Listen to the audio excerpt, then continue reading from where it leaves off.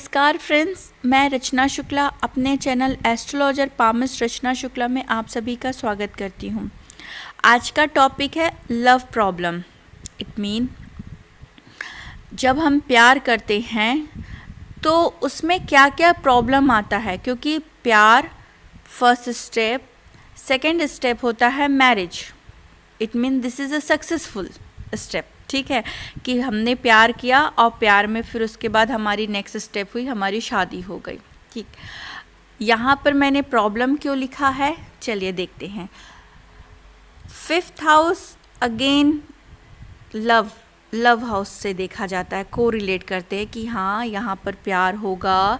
Second step होता है कि शादी होगी कि नहीं होगी। ठीक है, मेरा पिछला वीडियो था जिसमें मैंने 5th हाउस को बताया और 7th हाउस को को रिलेट किया कि 5th हाउस और 7th हाउस का कैसा रिलेशनशिप होता है कि वो जो लव है वो मैरिज में कन्वर्ट हो जाता है। आज हम लव में प्रॉब्लम को डिस्कस करेंगे। क्या जो मैं बताने जा रही हूँ वो कंप्लीट है? नहीं, वो कंप्लीट नहीं है। एक छोटा सा इंट्रोडक्शन है जो बहुत ईज़िली आप आइडेंटिफाई कर पाएंगे कि यस इस हॉरोस्कोप में प्रॉब्लम है। बट यस 100% इसके जो सूत्र हैं वो फॉलो किए जाते हैं, 100% वो एक्यूरेट हैं। बट इतने ही सूत्र काफ़ी हैं ये मैं नहीं बोलूँगी, क्योंकि इसमें हज़ारों कॉम्बिनेशन सेट होते हैं, हज़ारों सूत्र लगाए जाते हैं। बट जो सूत्र मैं आज डिस्कस करूँगी वो 100% फॉलो होते हैं और 100% वो एक्यूरेट बैठते हैं। मैं उस सूत्र के बारे में बात करूँगी।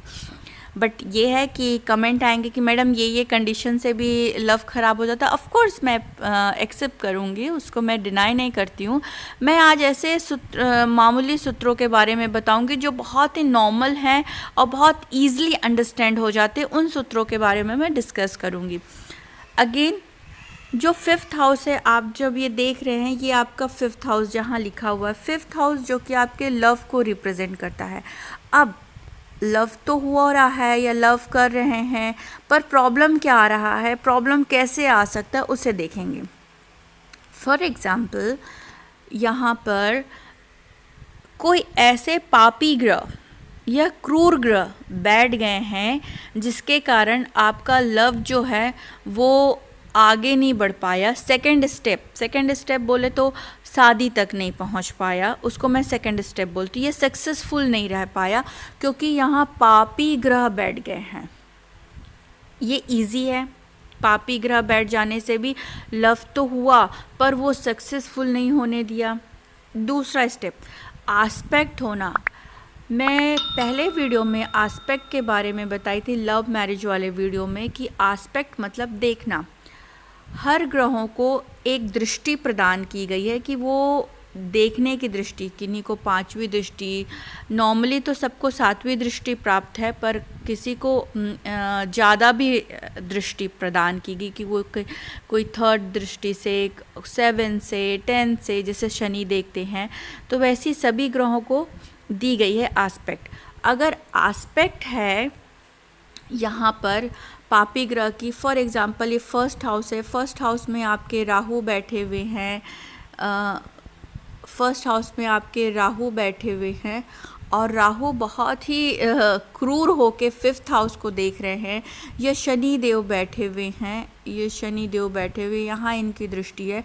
तो ये आपके लव को सक्सेसफुली नेक्स्ट स्टेप तक ले जाने नहीं देंगे। ठीक है, ये पापी ग्रहों का आस्पेक्ट होता है, आस्पेक्ट। ठीक है, दूसरा युति कंजक्शन, इसको कैसे देखते हैं? फॉर एग्ज़ाम्पल ये आपका एक ले लेते हैं, जैसे 6 नंबर ले लेते हैं, यहाँ पर 6 नंबर उदित हो रहा है। ठीक है, 6 नंबर है यहाँ पर, 5th हाउस के जो ओनर बनते हैं। एक एग्जाम्पल 6th हाउस है, कन्या राशि है। अब कन्या राशि जो है, फॉर एग्ज़ाम्पल आपके कन्या यहाँ पर बैठे हुए हैं, कन्या राशि के स्वामी बुध बनते, वो यहाँ पर बैठे हुए हैं और वो राहु के साथ बैठ जाएं। ठीक है, या कोई भी ऐसे नीच या पापी ग्रह के साथ 5th लॉर्ड का कंजक्शन हो जाए तो भी यहाँ लव मैरिज में, लव में प्रॉब्लम आएगी। ये समझ गए? या फिर एक एग्ज़ाम्पल, अगर फॉर एग्ज़ाम्पल आपका 5th हाउस का जो लॉर्ड है वो नीच का हो जाए। नीच का कैसे? फॉर एग्ज़ाम्पल ये कन्या राशि है, कन्या राशि का जो स्वामी होता है, बुध ग्रह होते हैं, वो 12 नंबर में बैठ जाए। बुध जो हैं वो 12 नंबर पे, तो यहाँ पर ये नीच के हो जाते हैं। ठीक है, ज्योतिष में ग्रह उच्च के होते हैं और नीच के होते हैं, जिसको बिगनर में मैं आपको आगे चल के पढ़ाऊँगी। अभी मैंने बिगनर नहीं शुरू किया है, अभी तत्काल मैंने प्रेडिक्शन शुरू किया है, क्योंकि मेरे पास बहुत से ये क्वेश्चन आए थे। मैंने स्टार्ट क्यों किया था, उसका एक रीज़न था कि सब ज्योतिष सीखना चाह रहे थे। टीचिंग तो बहुत सारे यूट्यूब में डले हैं और बहुत अच्छे अच्छे भी डले, मैंने भी देखा है, बहुत अच्छे अच्छे टीचर्स वहाँ पढ़ाए हैं यूट्यूब में। तो मैंने स्टार्ट प्रेडिक्शन से किया है। प्रेडिक्शन देखने के लिए कम मिला, लोगों ने बोला आप अपने प्रेडिक्शन शेयर करिए, बहुत अच्छा लगा आपका प्रेडिक्शन सीखने के लिए, मैंने वहीं से शुरुआत की। पर मैं बिगनिंग भी डालूँगी, अपने रिसर्च उसमें डालूँगी कि मेरे क्या दृष्टिकोण बनते, क्योंकि ये बहुत लंबा टॉपिक है, इसको मैं यहीं रोकती हूँ। अगर नीच का हो जाता है, 5th हाउस के जो ओनर हैं, जो भी ओनर बनते हैं, वो अगर नीच के हो जाते हैं तो भी यहाँ पर लव में प्रॉब्लम आएगा। ये तो 3 नॉर्मल से मैंने आपको सूत्र बता दिए। अब फॉर एग्ज़ाम्पल अगर आपका 5th हाउस के जो ओनर हैं, फॉर एग्ज़ाम्पल इसको कन्या ही ले लीजिए, कन्या बुध आपके यहाँ पर बन जाते हैं। यहाँ पर ना यूतो ना दृष्टो का संबंध चल रहा है, ना यूतो ना दृष्टो। ठीक है, ये वाला भी आप लॉजिक रखिएगा। अभी हम सिर्फ सामान्य से फॉर्मूलाज पे, सूत्र पे बात करें, ना यूतो ना दृष्टो। अब जो आ रहा है यूतो ना दृष्टो के कैटेगरी में आ रहा है, ना कभी ना इन लोगों का आस्पेक्ट है और ना कंजक्शन है, यूतो और दृष्टो। बुध अगर 6ठे हाउस में बैठ जाते हैं तो यहाँ पर लव में लड़ाई झगड़ा होगा।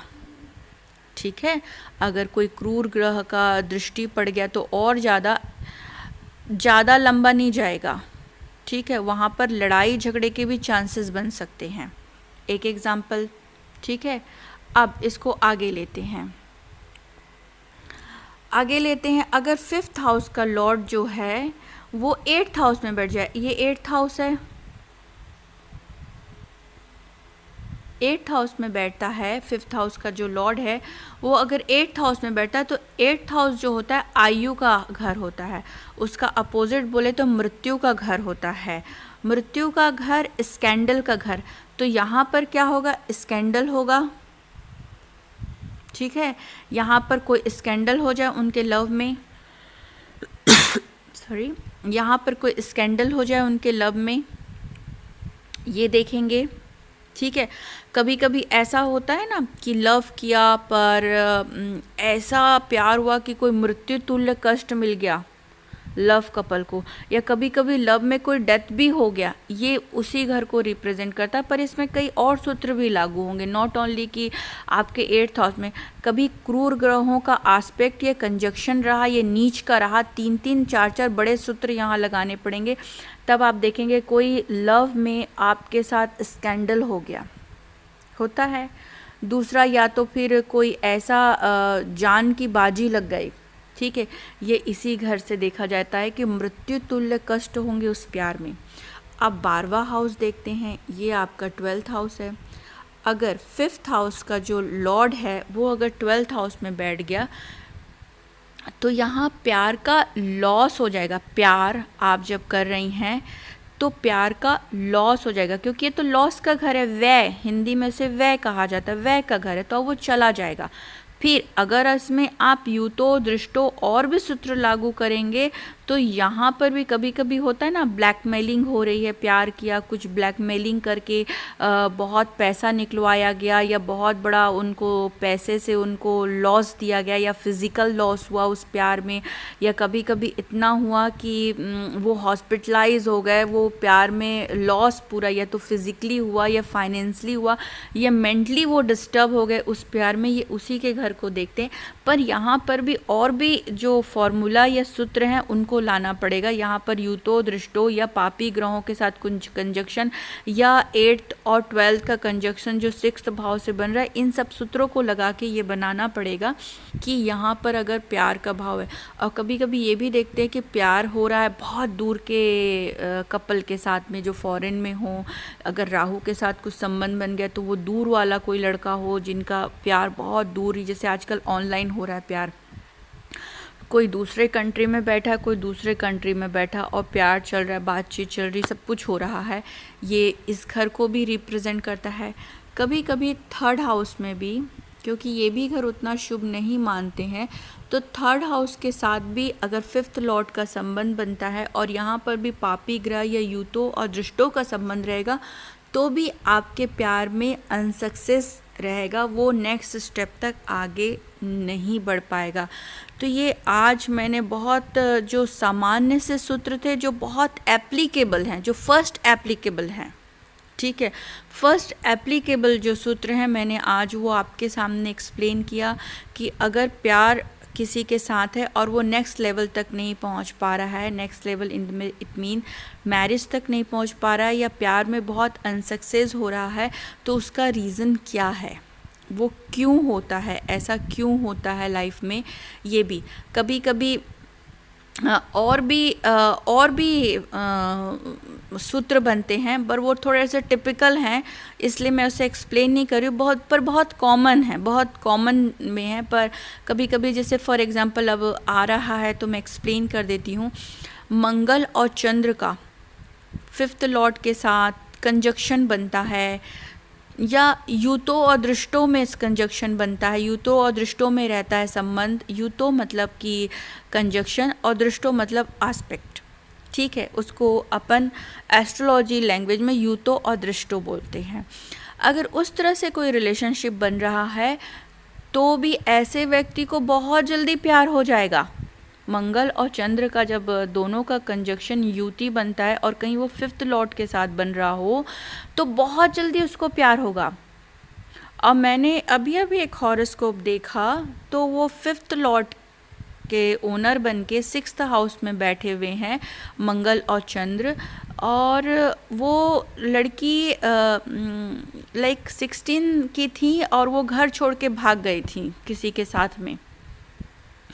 राहु का एस्पेक्ट था तो अपने छोटे काइंड ऑफ लड़के के साथ में, छोटे इन द सेंस कि ऐसे ही नॉट इक्वल फाइनेंशियली या समथिंग जो कहते हैं ना, कॉम्बिनेशन नहीं बैठा था। एक ऐसे ही ड्राइवर के साथ वो भाग गई थी, टैक्सी ड्राइवर के साथ में, और 21 दिन के बाद उन्हें रिकवरी किया गया था। ये मेरे को देखने के लिए मिला। एक अभी तत्काल ही मुझे वो वीडियो देखने के लिए, सॉरी वो मेरे पास आया था पर मैंने उनका वीडियो नहीं बनाया, उन्होंने बोला था बनाने के लिए, पर अभी मैं उनका बनाऊंगी आपको दिखाने के लिए। तो कभी कभी ऐसा भी योग बनता है, अगर वही अष्टम में बन जाए और उनके साथ, तो भी ये बहुत खतरनाक रहेगा। 12वें में भी बैठ जाए तो भी खतरनाक रहेगा, ठीक है। तो मंगल और चंद्र का जब ऐसे भी बनता है फॉर एग्जाम्पल, तो भी उनको थोड़ा प्यार जल्दी होने की गुंजाइश ज़्यादा बनती है, अट्रैक्शन लेवल ज़्यादा बनता है।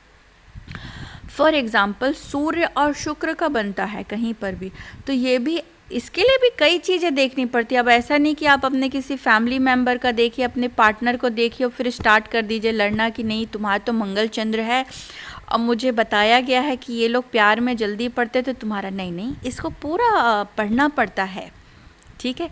ABCD से पूरा पढ़ना पड़ता है। ऐसे आप किसी पे ब्लेम मत कर दीजिएगा, ये पूरा एनालिसिस का सब्जेक्ट है।